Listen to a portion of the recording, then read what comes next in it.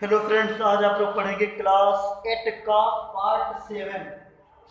जो चैप्टर आपका चल रहा था स्थिर विद्युत आवेश चल रहा था। इसके रह गए हैं कुछ क्वेश्चन आंसर। पेज नंबर निकालिए 110। पेज नंबर जो है पेज नंबर आप निकाल लीजिए 110। 110 पेज नंबर पर आते हैं और देखते हैं कि क्वेश्चन आंसर इसमें क्या है। इसमें क्या है क्वेश्चन। तो यहाँ चलते हैं। तो यहाँ पर बात कर रहे हैं हम स्थिर विद्युत के क्वेश्चन आंसरों की। तो पेज नंबर 110 निकालिए अपनी किताब पर। किताब का नाम क्या है? किताब का नाम है विज्ञान का युग कक्षा 8। तो पहला क्वेश्चन क्या है? सबसे पहले हम शुरुआत से ही बता देते हैं क्योंकि ये लेक्चर क्वेश्चन आंसर वाला है। तो अगर एक लेक्चर कौन सा क्वेश्चन आंसर का है तो आप सबसे पहले क्वेश्चन क्या देखते हैं। तो सबसे पहला क्वेश्चन लिखा हुआ है अति लघुत्तरी प्रश्न का कि कुचालक क्या है। कुचालक क्या है? कुचालक क्या है? ठीक है, कुचालक क्या है? 3 कुचालकों के नाम बताइए। क्या कह रहा है? 3 कुचालकों के नाम बताइए। कुचालकों के नाम बताइए। तो ये आपका पहला क्वेश्चन है। अति लघुत्तरी प्रश्न का पहला क्वेश्चन है पेज नंबर 110 से। चैप्टर का नाम है स्थिर विद्युत, किताब का नाम है विज्ञान का युग। अच्छा, सबसे पहला क्वेश्चन क्या है? कुचालक क्या है? 3 कुचालकों के नाम बताइए। तो कुचालक क्या होता है? वे पदार्थ, उत्तर इसका क्या है लिखेंगे? वे पदार्थ जिनमें विद्युत धारा और ऊष्मा का प्रवाह नहीं हो पाता है। ऐसे पदार्थ जिनमें करंट नहीं बह सकती और ऊष्मा नहीं बह सकती, वे पदार्थ कहलाते हैं कुचालक। ऐसे पदार्थ जिनमें विद्युत धारा और ऊष्मा का प्रवाह आसानी से नहीं हो पाता है, बिल्कुल नहीं हो पाता है, उसे कहा जाता है कुचालक। जैसे हमारे पास क्या है? पेन है, ये क्या है? मार्कर है। यह मार्कर क्या है? कुचालक है। क्यों? क्योंकि ना तो इसमें विद्युत धारा प्रवाहित होगी, ना तो इसमें ऊष्मा प्रवाहित होगी। तो वे पदार्थ जिनमें विद्युत धारा और ऊष्मा का प्रवाह नहीं हो पाता है, वे पदार्थ कहलाते हैं कुचालक। कह रहा आगे क्या? देखिए कुचालक की हो गई परिभाषा कि कुचालक क्या है? वे पदार्थ जिनमें विद्युत धारा और ऊष्मा का प्रवाह नहीं हो पाता है, कुचालक कहलाते हैं। इनमें मुख्य इलेक्ट्रॉनों की संख्या नहीं होती है। ठीक, अच्छा, इसके बाद कह रहा 3 कुचालकों के नाम बताइए। 3 कुचालक। नंबर 1 क्या होगा? प्लास्टिक। ठीक है, दूसरा क्या होगा? कांच। तीसरा हो जाएगा रबड़। और भी बहुत सारे, तो ये 3 नाम लिख दिए, प्लास्टिक, कांच, रबड़। और भी होते हैं जैसे सूखी लकड़ी। ठीक है, ये सब क्या है? ये सब क्या है? कुचालक है। ये सब क्या है? कुचालक। तो 3 कुचालकों के नाम आपसे पूछ रहा, तो इन 4 में से आप कोई 3 लिख सकते हैं। तो कुचालक क्या है? वे पदार्थ जिनमें विद्युत धारा और ऊष्मा का प्रवाह नहीं हो पाता है, कुचालक कहलाते हैं। 3 कुचालकों के नाम प्लास्टिक, कांच, रबड़ और सूखी लकड़ी। 3 करना है तो यहाँ पर रबड़ को मिटा दीजिए, 3 हो गया। प्लास्टिक, कांच, सूखी लकड़ी। तो ये याद रखेंगे। ये था कौन सा प्रश्न? ये था प्रश्न नंबर 1। अच्छा, हो गया प्रश्न नंबर 1। दूसरा क्या है? परमाणु का वह कौन सा कण है जो धनावेशित होता है? क्वेश्चन दूसरा बहुत ही अच्छा है। कह रहा है कि परमाणु का वह कौन सा कण है? कौन सा कण है जो क्या होता है? जो धनावेशित होता है। बताओ, परमाणु का वह कौन सा कण है जो धनावेशित होता है? सबसे पहले परमाणु बनाएंगे। परमाणु गोलाकार होता है, उसके बीच में क्या होता है? नाभिक होता है, जिसमें प्रोटॉन और न्यूट्रॉन होता है। इलेक्ट्रॉन नाभिक के चारों ओर चक्कर लगाता है। इलेक्ट्रॉन होता है ऋणात्मक, प्रोटॉन होता है प्लस। तो बताओ, परमाणु का वह कौन सा कण है जो धनावेशित होता है? प्रोटॉन। प्रोटॉन क्या होता है? धनावेशित। नाभिक के अंदर क्या मौजूद होता है? नाभिक के अंदर प्रोटॉन और न्यूट्रॉन मौजूद होता है। इलेक्ट्रॉन उसके चारों ओर चक्कर लगाता है। प्रोटॉन होता है प्लस का, न्यूट्रॉन होता है उदासीन और इलेक्ट्रॉन क्या होता है? माइनस का। इलेक्ट्रॉन माइनस का, न्यूट्रॉन उदासीन, प्रोटॉन होता है प्लस का। तो बताओ, इस परमाणु में कौन सा वह कण है जो धनावेशित होता है? वह होता है प्रोटॉन। क्या होता है? प्रोटॉन। तो क्वेश्चन क्या कह रहा था? परमाणु का वह कौन सा कण है जो धनावेशित होता है? तो क्या लिखेंगे? परमाणु का वह प्रोटॉन कण है जो क्या होता है? धनावेशित होता है। न्यूट्रॉन तो न्यूट्रल होता है, उदासीन होता है। इलेक्ट्रॉन होता है ऋणात्मक और प्रोटॉन होता है धनात्मक। प्रोटॉन P फॉर प्लस, यानी कि पॉजिटिव। तो ये हो जाएगा याद रखिए कि नहीं? तो प्रोटॉन होता है। अच्छा, अच्छा, इसके बाद तीसरा क्या है क्वेश्चन, ऊंची इमारतों की छतों पर त्वरित चालक क्यों लगाए जाते हैं? बहुत इंपॉर्टेंट क्वेश्चन। मान लेते हैं ये क्या है, ऊंची इमारत है, ये क्या है, ऊंची इमारत है। इस इमारत के ऊपर त्रिशूल नुमा एक राड लगी होती है, जिसका संपर्क एक तार द्वारा कहाँ होता है, एक तार द्वारा होता है पृथ्वी के अंदर।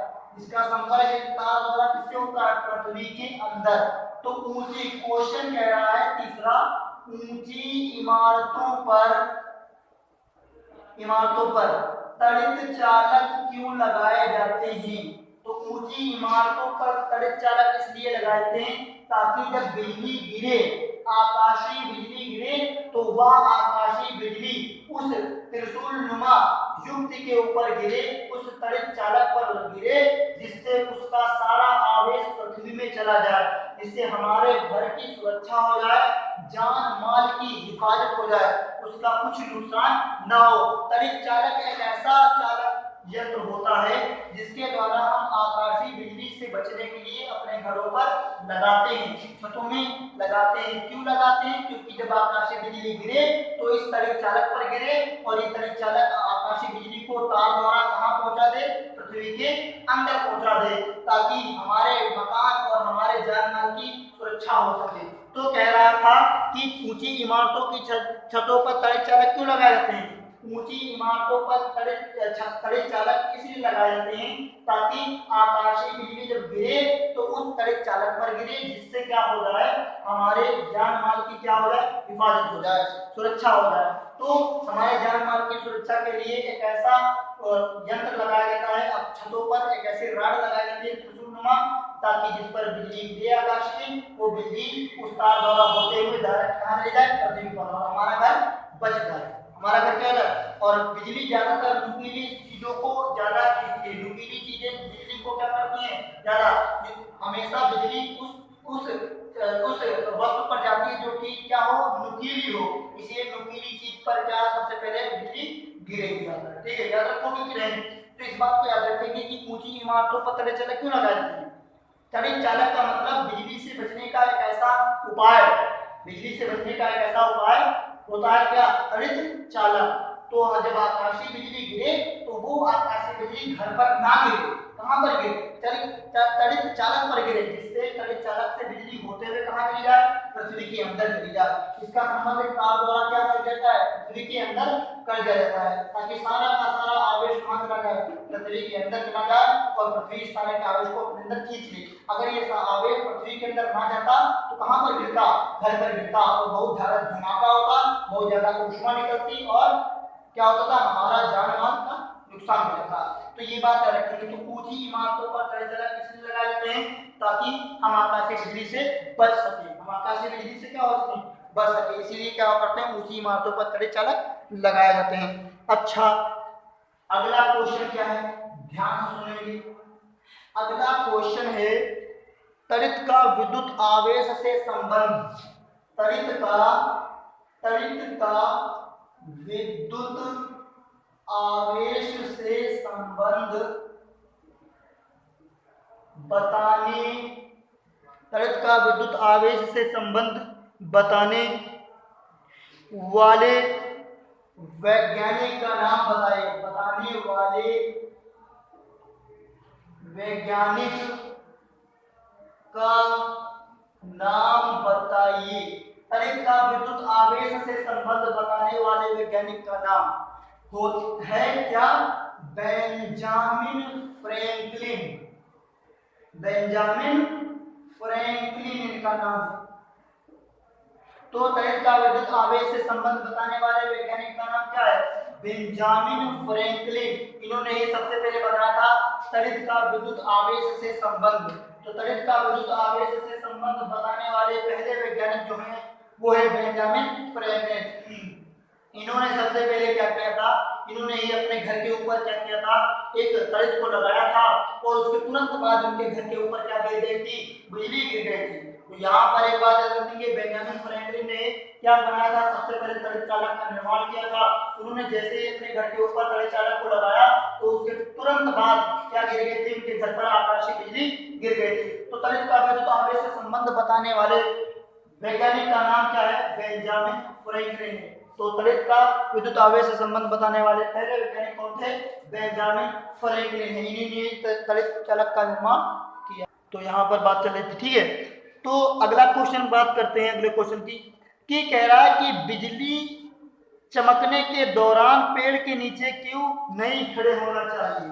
अगला क्वेश्चन जो है बहुत ही इंपॉर्टेंट क्वेश्चन है आपके दैनिक जीवन के लिए। कह रहा है कि बिजली चमकने के दौरान, बिजली चमकने के दौरान, बिजली चमकने का मतलब आकाशीय बिजली, तो बिजली चमकने के दौरान, बिजली चमकने के दौरान पेड़ के नीचे, पेड़ के वृक्ष के नीचे या पेड़ के नीचे क्यों खड़े नहीं होना चाहिए। बिजली चमकने के दौरान पेड़ के नीचे क्यों नहीं खड़े होना चाहिए, क्यों नहीं खड़े होना चाहिए। तो बहुत ही इंपॉर्टेंट क्वेश्चन। जैसे ये हमारी क्या है, पृथ्वी, ठीक है, ये पृथ्वी पर क्या लगा हुआ है, वृक्ष लगा हुआ पेड़, और हमें इसके नीचे क्यों नहीं खड़े होना चाहिए। तो देखिए, बिजली चमकने के दौरान पेड़ के नीचे क्यों नहीं खड़े होना चाहिए, क्यों, क्योंकि क्या होता है, जब कोई बादल आता है पृथ्वी के निकट तो उस बादल के अंदर ढेर सारे क्या होते हैं, इलेक्ट्रॉन होते हैं। तो जैसे ही पृथ्वी के निकट बादल आता है तो बादल जो होता है वो ऋणावेशित होता है, बादल ऋणावेशित होता है। प्रेरण की घटना के कारण पृथ्वी पर सभी चीजें जो मौजूद हैं वो सब हो जाती हैं धनावेशित। क्या हो जाती हैं, धनावेशित। बादल होता है ऋणावेशित, पृथ्वी पर मौजूद पेड़ वृक्ष जितनी भी चीजें हैं वो सब क्या हो जाती हैं, धनावेशित। बादल से इलेक्ट्रॉन निकलकर पेड़ पौधों में जाने लगते हैं। इतनी ज्यादा तेज यह क्रिया होती है कि इसमें ऊष्मा, बिजली, ध्वनि बहुत ज्यादा तेजी से निकलती है और आकाशीय बिजली जो होती है वो पेड़ पर गिर जाती है। सबसे पहले आकाशीय बिजली पेड़ पर गिरने की ज्यादा चांस रहते हैं, इसीलिए पेड़ के नीचे अगर आप खड़े होंगे तो आपके ऊपर बिजली गिर सकती है, इसीलिए आपकी जान बच जाए, इसीलिए पेड़ के बिजली चमकने के दौरान पेड़ के नीचे नहीं खड़ा होना चाहिए। तो पेड़ के नीचे हमें इसलिए नहीं खड़ा होना चाहिए क्योंकि आकाशीय बिजली जो होती है वो कहाँ पर, पेड़ पर गिरने की चांस ज्यादा होती है। क्यों, क्योंकि जब ऊपर से जब बादल आएगा, जो पृथ्वी के निकट बादल आएगा, क्योंकि बादल क्या होगा, ऋणावेशित होगा। बादल ऋणावेशित है, पृथ्वी के ऊपर मौजूद सभी वस्तुएं वो क्या होंगी, प्रेरण के घटना के कारण वो हो जाएंगी धनावेशित। पृथ्वी पर मौजूद सभी वस्तुएं प्रेरण के कारण क्या होती हैं, धनावेशित। जो काम तड़ित चालक करता है वही काम कौन करता है, पेड़ करते हैं, क्योंकि पेड़ की जड़ें कहाँ पर चली जाती है, पृथ्वी के अंदर। जो काम तड़ित चालक करेगा वही काम कौन करेगा, पेड़ करेंगे। इसलिए क्या होगा, बिजली चमकने के दौरान हमें पेड़ के नीचे नहीं खड़ा होना चाहिए। क्यों, क्योंकि एक ऋणावेशित जब बादल का टुकड़ा आएगा पृथ्वी के पास तो ये ऋणावेशित बादल के टुकड़े के कारण, प्रेरण की घटना के कारण पृथ्वी पर मौजूद समस्त वस्तुएं क्या हो जाएंगी, धनावेशित हो जाएंगी। जब समस्त वस्तुएं धनावेशित हो जाएंगी तो बादल से इलेक्ट्रॉन निकलकर कहां पर जाने लगेंगे, वृक्षों पर और पृथ्वी पे जाने लगेंगे। तो यह क्रिया बहुत तेजी से होती है। लगभग एक बार बिजली चमकने के दौरान लगभग 6 बिलियन इलेक्ट्रॉन, कितने, एक बार जब बिजली चमकती है तो लगभग उसमें 6 बिलियन इलेक्ट्रॉन, 6 बिलियन इलेक्ट्रॉन कहां से, बादल से पृथ्वी में इलेक्ट्रॉनों का क्या होता है, आदान प्रदान। लगभग 6 बिलियन इलेक्ट्रॉन कहां से, बादल और पृथ्वी के बीच इलेक्ट्रॉनों का क्या होता है, आदान प्रदान। एक बार जब बिजली चमकती है तो लगभग 6 बिलियन इलेक्ट्रॉनों का पृथ्वी और बादल के बीच क्या होता है, आदान प्रदान। तो इतनी ज्यादा तेजी से बिजली चमकती है जिससे ऊष्मा, गर्मी और बहुत सारी चीजें निकलती हैं। तो क्या होता है, इसीलिए हमें पेड़ के नीचे नहीं खड़ा होना चाहिए। क्यों, क्योंकि जो काम तड़ित चालक करता है वही काम पेड़ करते हैं, वही काम क्या करते हैं, पेड़ करते हैं। तो ज्यादातर पेड़ पर गिरने की चांस ज्यादा होते हैं बिजली ठीक है। तो इसीलिए हमें पेड़ के नीचे नहीं खड़ा होना चाहिए। खुले आसमान में भी क्या खड़ा, बिजली चमकने के दौरान खुले आसमान में भी नहीं खड़ा होना चाहिए, क्योंकि आग का संपर्क किससे है, पृथ्वी से है। इसीलिए क्या होता है कि आपके ऊपर बिजली ना गिरे, इसलिए हमें पेड़ के नीचे और खुले आसमान में खड़ा नहीं होना चाहिए बिजली चमकने के दौरान। इस बात को क्या करेंगे, याद रखें। तो बिजली चमकने के दौरान पेड़ के नीचे क्यों नहीं खड़ा होना चाहिए, बिजली चमकने के दौरान पेड़ के नीचे इसलिए नहीं खड़ा होना चाहिए क्योंकि जो काम तले चालक करता है वही काम पेड़ पौधे करते हैं। जो काम तले चालक करता है वही काम पेड़ पौधे करते हैं, इसीलिए पेड़ पौधों पर बिजली गिरने के चांस ज्यादा होते हैं। अगर आप पेड़ पौधों के नीचे खड़े होंगे तो आप पर भी बिजली गिर जाएगी, बिजली आपके ऊपर क्या हो जाएगी, गिर जाएगी, जिससे आपकी जान को क्या होगा, खतरा होगा। आप सुरक्षित रहे, इसलिए पेड़ के नीचे खड़े नहीं होना चाहिए। ठीक है, इस बात को क्या करेंगे, याद रखेंगे। अच्छा, अगला क्वेश्चन क्या होगा, ध्यान से देखिए। अगला क्वेश्चन क्या होगा, अगला क्वेश्चन देखिए है लघुत्तरी प्रश्न का। अगला क्वेश्चन कौन सा है, लघुत्तरी प्रश्न का। कह रहा है किसी वस्तु को दूसरी वस्तु से रगड़ने पर वह कैसे आवेशित हो जाती है। क्वेश्चन अगला है किसी वस्तु को दूसरी वस्तु से रगड़ने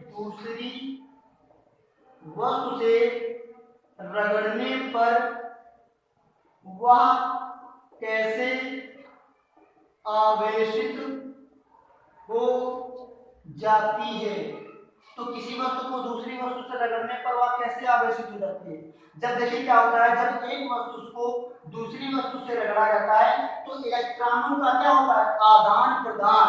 तो इलेक्ट्रॉनों का होता है आदान प्रदान। तो क्वेश्चन क्या कह रहा है, किसी वस्तु को दूसरी वस्तु से रगड़ने पर वह कैसे हो जाती है।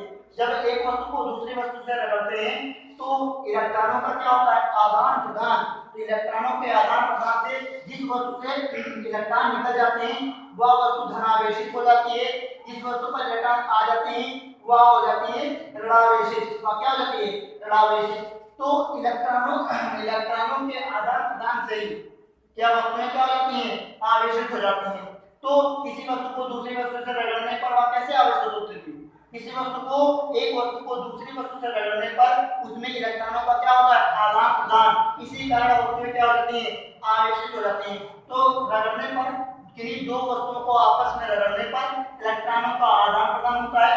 जिस वस्तु से इलेक्ट्रॉन निकल जाते हैं वह वस्तु धनावेशित हो जाती है, जिस वस्तु पर इलेक्ट्रॉन आ जाते हैं वह वस्तु ऋणावेशित हो जाती है।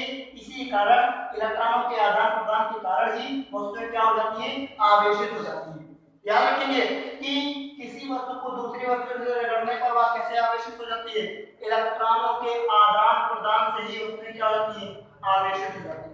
इलेक्ट्रॉनों के आदान प्रदान से ही वस्तुएं आवेशित हो जाएगी। क्यों, क्योंकि जब रगड़ेंगे तो घर्षण बल के कारण इलेक्ट्रॉन एक वस्तु से निकलकर कहां पर चले जाएंगे, दूसरी वस्तु में चले जाएंगे। इसके बाद क्या होता है क्वेश्चन, इसके बाद क्या है, हाँ, स्थिर विद्युत से आप क्या समझते हैं। स्थैतिक विद्युत से आप क्या समझते हैं, तो बताओ। स्थैतिक विद्युत से आप क्या समझते हैं, आप क्या समझते हैं। तो स्थैतिक विद्युत से आप क्या समझते हैं। अगला क्वेश्चन क्या है, स्थैतिक विद्युत से आप क्या समझते हैं।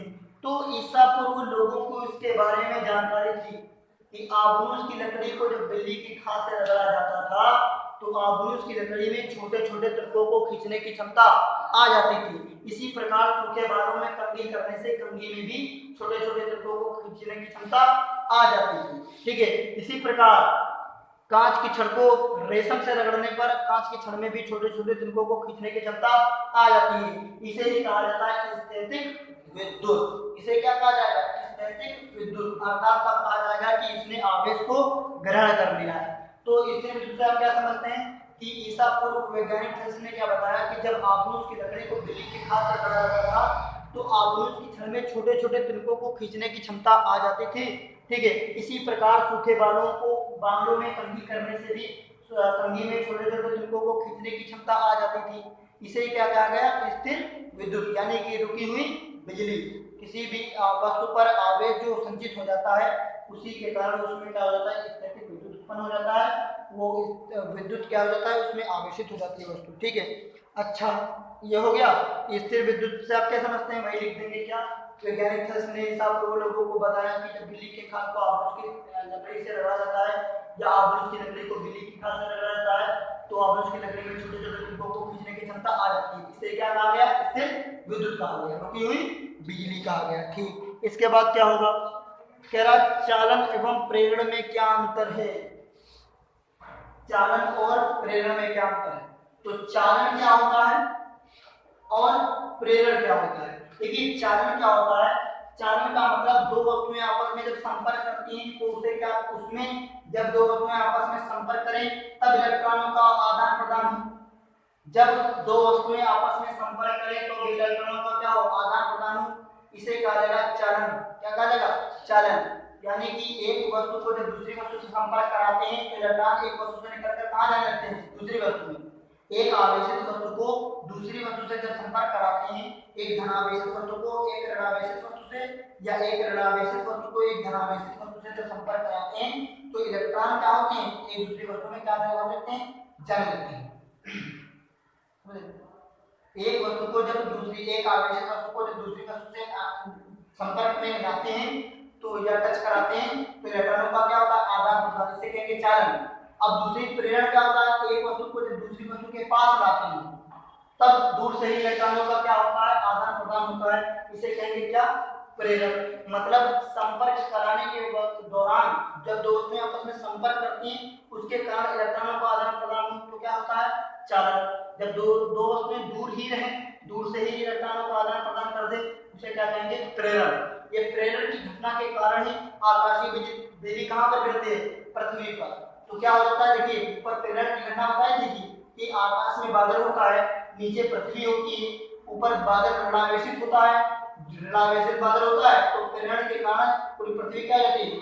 धनावेशित हो जाती है। पृथ्वी पर मौजूद सभी वस्तुएं क्या हो जाती हैं? धनावेशित। तो अचानक क्या हो जाता है? लीकेज हो जाता है, यानी इलेक्ट्रॉन कहां से बादल से निकलकर कहां पर जाने लगती है? पृथ्वी में जाने लगते हैं। इसे कहा जाएगा प्रेरण की घटना। क्या कहा जाएगा? प्रेरण। देखा देखी में हो जाना। ठीक है, तो ये प्रेरण की घटना थी। भू संपर्क का सिद्धांत क्या है? भू संपर्कन का सिद्धांत क्या है? क्या कहता है? एक तार को क्या करें? एक लोहे की रॉड हो, उसको क्या करें? उसको क्या करें? उससे एक तार को किसमें जोड़ दें? पृथ्वी में क्या कर दें? जोड़ दें। उसे क्या कहेंगे? भू संपर्कन। क्या कहेंगे? किसी तार को, सुचारा तार को पृथ्वी के अंदर क्या कर दें? लगा दें, अंदर गाड़ दें, उसको क्या कहा जाएगा? भू संपर्कन। भू संपर्कन का मतलब क्या होता है? तार को कहां जाए? गाड़ दें, पृथ्वी के अंदर गाड़ दे जाकर, उसे क्या कहा जाएगा? भू। ठीक है, तो हमने जब तड़े चालक लगाया था ऊपर, ठीक है, ऊपर त्रिशूल में था, उसका संबंध किससे कर दिया था? पृथ्वी से कर दिया था। इसे क्या कहेंगे? भू संपर्कन, जिसे इंग्लिश में कहा जाता है अर्थिंग। क्या कहा जाता है? अर्थिंग कहा जाता है। तो एक बात याद रखनी, तो आपको क्वेश्चन आंसर मैंने बताया, एक बार फिर से रिवीजन कर देते हैं। पहले क्या बताओ? कुचालक क्या है? तीन कुचालकों के नाम क्या हैं? बताओ। कुचालक वे पता है जिनमें विद्युत धारा और ऊष्मा का प्रवाह आसानी से नहीं हो पाता है, कुचालक कहलाते हैं। जैसे प्लास्टिक, रबड़ और कांच। ठीक। परमाणु का वह कौन सा कण है जो धनावेशित होता है? प्रोटॉन। परमाणु का वह कौन सा कण है जो धनावेशित होता है? प्रोटॉन। अगला क्या है? ऊंची इमारतों की छत पर तड़ित चालक क्यों लगाए जाते हैं? आकाशीय बिजली से बचने के लिए ऊंची इमारतों पर क्या लगाते हैं? तड़ित चालक लगाते हैं। तड़ित का विद्युत आवेश से संबंध बताने वाले वैज्ञानिक का नाम क्या था? तड़ित का विद्युत आवेश से संबंध बताने वाले वैज्ञानिक का नाम बेंजामिन फ्रैंकलिन था। अगला, बिजली चमकने के दौरान पेड़ के नीचे क्यों नहीं खड़ा होना चाहिए? तो बिजली चमकने के दौरान पेड़ के नीचे इसलिए नहीं खड़ा होना चाहिए क्योंकि जो काम तड़ित चालक करता है वही काम क्या करते हैं? पेड़ पौधे करते हैं। ठीक है, तो पेड़ पौधों पर बिजली गिरने के ज्यादा चांस होते हैं, इसलिए क्या होता है? पेड़ पौधों के नीचे खड़ा नहीं होना चाहिए। अगर खड़े हो गए और बिजली अचानक गिर गई तो आपकी जान को खतरा हो जाएगा, तो आपकी जान खतरा ना हो इसीलिए क्या होता है? पेड़ पौधों के नीचे खड़े नहीं होना चाहिए। अगला, किसी वस्तु को दूसरी वस्तु से रगड़ने पर वह कैसे आवेशित हो जाती है? किसी एक वस्तु को दूसरी वस्तु पर रगड़ने से उसमें इलेक्ट्रॉनों का क्या होता है? आदान प्रदान होता है। तो इलेक्ट्रॉनों के आदान प्रदान के कारण वस्तुएं क्या हो जाती हैं? आवेशित। जिस वस्तु से इलेक्ट्रॉन निकल जाते हैं वह धनावेशित, और जिस वस्तु पर इलेक्ट्रॉन आ जाते हैं वह ऋणावेशित हो जाती है। इसीलिए एक धनावेशित और एक दूसरी क्या हो जाती है? ऋणावेशित हो जाती है। स्थैतिक विद्युत से आप क्या समझते हैं? तो बताया था वैज्ञानिक शास्त्र ने बताया कि आबनूस को बिल्ली की खाल से रगड़ा जाता था तो आबनूस की लकड़ी में छोटे छोटे तुरकों को खींचने की क्षमता आ जाती थी, इसे स्थिर विद्युत कहा गया। चालन में प्रेरण में क्या अंतर है?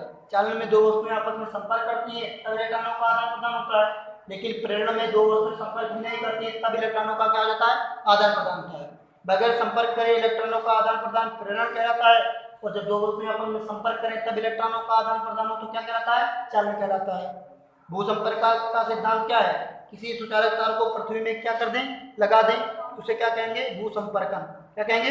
भूसंपर्कन। और अगले क्वेश्चन हम आपको 3 बाद में बताएंगे, ठीक है? अगले क्वेश्चन आपको क्या बताएंगे? बाद में बताएंगे। इस बात को क्या करेंगे? याद रखेंगे। तब तक के लिए इतना ही करेंगे।